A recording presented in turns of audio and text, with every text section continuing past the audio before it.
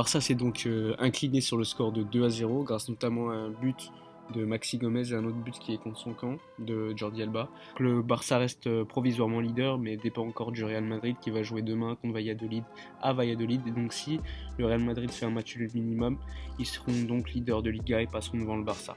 Tout d'abord, avant le match, il y a eu des affrontements entre ultras des deux clubs, donc c'est à signaler. Pas top pour l'image des deux clubs qui se sont vite désolidarisés des actes de violence. Bref, parlons du match. Tout d'abord, on va évoquer quand même les 11 mis en place par le Barça à Mestalla. Donc c'est le 11 que je voulais personnellement, avec notamment Ter Stegen au but, Sergi Roberto, Piqué, Umtiti, Jordi Alba derrière, De Jong, Arthur et Busquets au milieu, et Griezmann, Messi, Ansu Fati en attaque. Donc ce 11 confirme quand même que Quique Setien préfère Umtiti à Clément Lenglet, peut-être parce qu'il considère Umtiti quand même plus adéquat dans une défense à 3, surtout qu'Umtiti, il est selon moi quand même plus rapide au pressing. En tout cas, c'est l'un des changements majeurs du 11 depuis le départ de Valverde.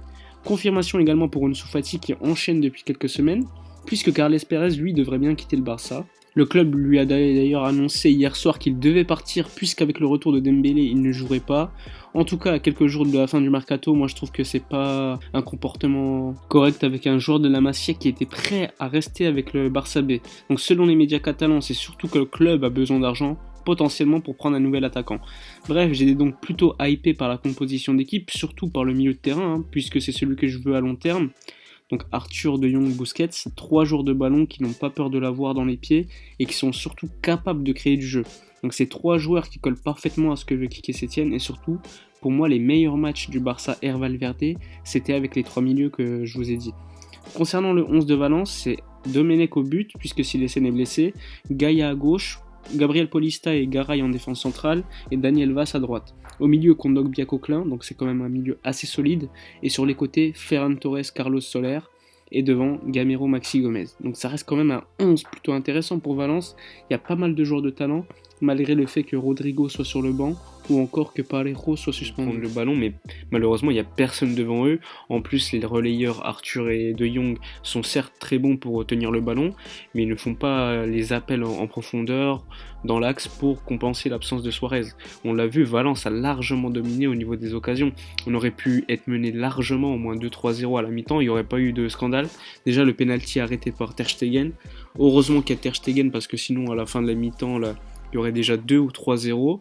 Il y a également l'action où Piqué est tout proche de mettre le but contre son camp. Il y a également une autre action où il y a Ter Stegen qui fait un autre arrêt exceptionnel. Il y a la barre en plus de Maxi Gomez.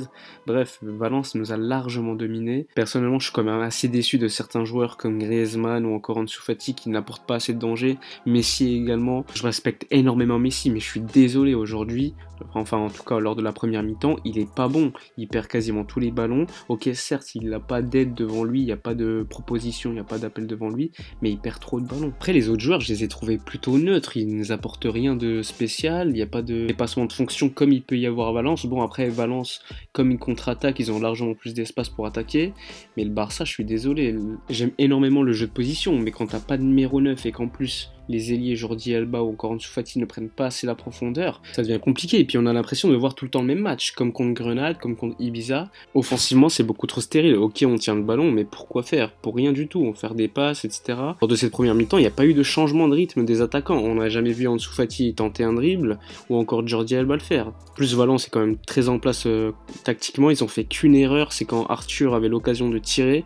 Et là, il ne tire pas, il fait une passe à Messi. Enfin, il essaie de faire une passe et la passe est ratée. Donc là, c'est quand même assez incompréhensible. La seule occasion qu'on aurait pu avoir, on la concrétise pas. On est tellement dépendant de Messi que lorsqu'il y a une occasion, les joueurs essaient de faire la passe à Messi. C'est comme contre Liverpool à Anfield, à un moment donné, Jordi Alba fait une passe à Messi. Enfin, il tente de faire une passe. Là, c'est pareil pour Arthur. Donc c'est complètement incompréhensible. T'es mieux placé que Messi, frappe. Ne pose pas la question. N'essaie pas de chercher Messi, même si Messi est quand même le meilleur joueur de l'équipe. Et parfois, il faut savoir faire un dépassement de fonction et prendre des initiatives. Donc franchement, quand même, j'ai été déçu par la première mi-temps du Barça. Concernant la seconde mi-temps, le Barça est quand même mieux rentré, mais malheureusement, Valence a vite marqué. On a vu quand même un meilleur Barça qu'en première mi-temps avec l'entrée d'Arturo Vidal notamment qui a apporté certaine profondeur et une présence dans la surface de Valence, mais malheureusement le Barça a quand même été trop faible défensivement. On a certes créé beaucoup plus d'occasions qu'en première mi-temps, on a été beaucoup plus dangereux, Messi n'a pas assez cadré, n'a pas été aussi concret que d'habitude, et quand tu as les occasions, souvent si tu les concrétises pas, tu te fais punir par la suite,